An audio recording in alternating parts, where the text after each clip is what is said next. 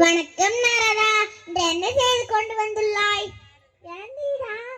ஒரு ஞான பலம் உள்ளாது. அதை உங்களுக்கு கொண்டு வந்துள்ளேன் பிரபு, பெற்றுக்கொள்ளுங்கள். இன்று உனக்கு வேற இடம் கிடைக்கவில்லையா நாரதா?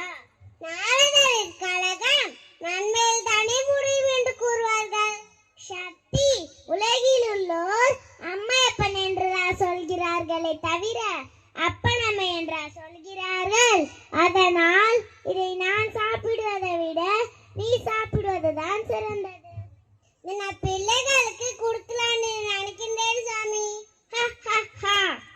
அம்மா அம்மா, இல்லை அம்மா, பழம் எனக்குத்தான்.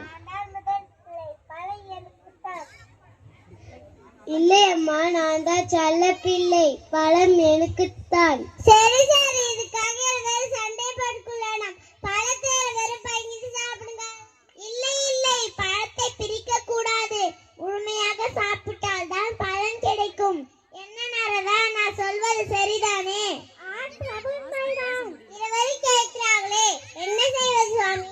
விநாயகா, முருகா, உலகத்தையா முதலில் சுற்றி வருகிறார்களோ அவர்களுக்கு தான் இந்த ஞானப்பழம். அப்படியா?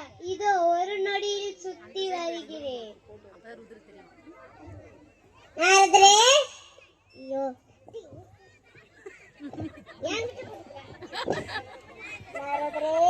அம்மையப்பன் என்றால் என்ன?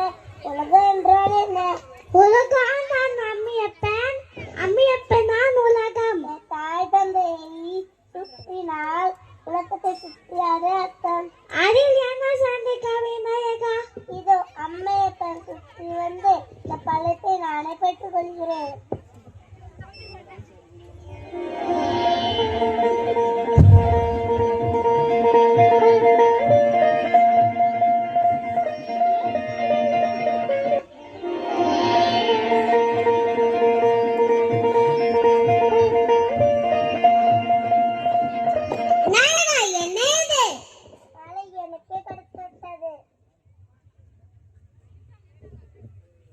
தம்பி, நான் தான் வெற்றி அடைந்தேன். பழம் எனக்கு தான் கிடைத்தது. தாயே, என்ன இது?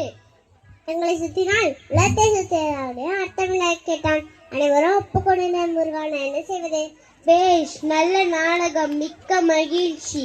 நான் வருகிறேன். முருகா, எங்கே போயாய் நீ?